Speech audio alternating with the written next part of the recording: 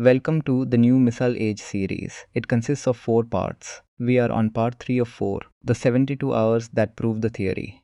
Most theories about nuclear crisis stability are tested against hypotheticals, war games, tabletop exercises, thought experiments.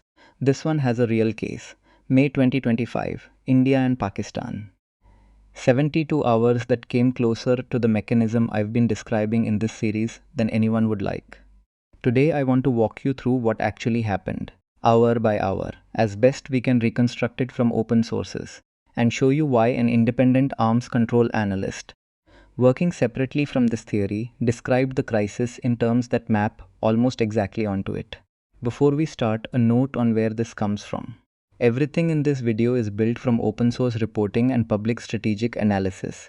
The Belfer Center, War on the Rocks, RUSI, and the SIPRI Yearbook 2025.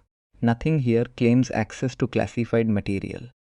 But when multiple independent, credible sources converge on describing the same dynamic, that convergence is exactly the kind of corroboration a theory needs before you trust it.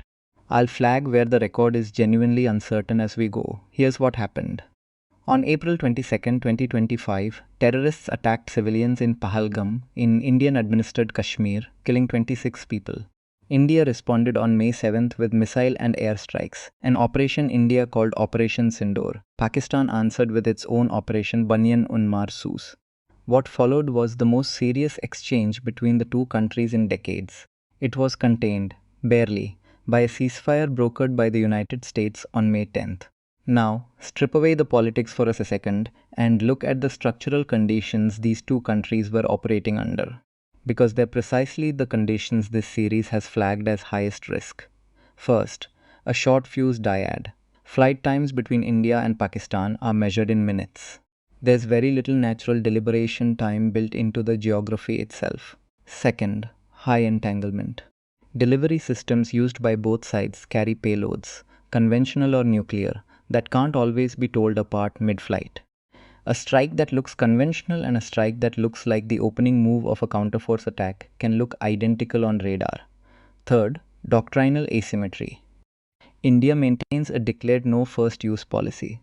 Pakistan maintains what's called full spectrum deterrence, a doctrine that reserves the option of early battlefield level nuclear use.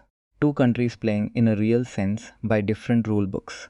That combination, short time, high entanglement, mismatched doctrine, is exactly what the model from part 2 flags as the highest risk configuration that exists. Here's where it gets specific to this series' argument. The crisis wasn't fought only with missiles and drones. Alongside the actual exchange, Pakistani-linked actors ran a large-scale disinformation campaign. Fabricated claims of downed aircraft, doctored videos, false casualty numbers. By independent accounts, this repeatedly caught Indian authorities flat-footed in the information space. In the language of the model from part 2, this is a direct hit on Q, the ability to correctly tell a real threat from a false one.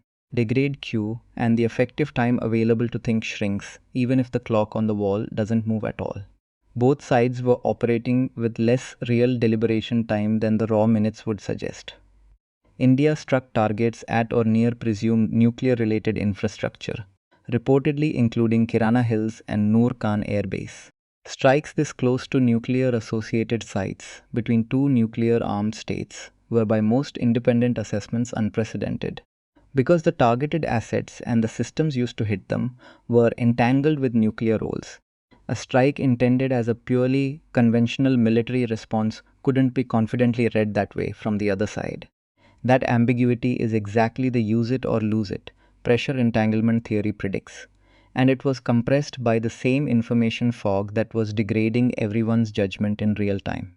Here's what elevates this from a crisis that was scary to a case that actually supports the theory. Matt Corda, a senior analyst at SIPRI and the Federation of American Scientists, concluded independently that the combination of strikes on nuclear-related military infrastructure plus third-party disinformation risked turning a conventional conflict into a nuclear one. That's a professional arms control analyst reasoning from open sources, arriving at a characterization that lines up almost exactly with the mechanism this series has been building from first principles. It isn't proof in any strict sense, One case never is, but it's the kind of convergence a theory wants. An outside expert, reasoning independently, seeing the same shape. One more layer worth naming.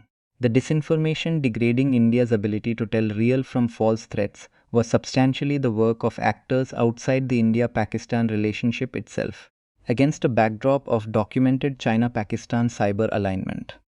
A third party measurably shaped the information environment the two principals were reasoning inside. That's a multipolarity effect stacked on top of the bilateral entanglement effect. Two mechanisms operating in the same 72-hour window. Nuclear war did not occur. The crisis was contained within 4 days. I want to be careful here because this isn't a weakness in the argument. It's exactly consistent with what the theory actually claims. The mechanism raises risk. It doesn't make catastrophe inevitable in any single crisis. Both governments, even operating with degraded information and a compressed clock, ultimately found their way to restraint. But contained is not the same as safe. The trace we just walked through shows a dyad pushed toward a meaningfully lower portfolio for preemption than either government would have chosen with full information and time to think. The safety margin narrowed. It didn't disappear, but it narrowed in exactly the way the model predicts. And the next crisis, with slightly worse luck or slightly faster automation on either side, may not resolve the same way. That's the case. Next time, in the final part of this series, we zoom out from one dyad to all 9 nuclear-armed states, a graded comparison of who's actually in control, which two countries are structurally the riskiest, and what would have to change to move them off that list. Full written reconstruction with the exact sourcing is linked below on Substack. See you in part 4.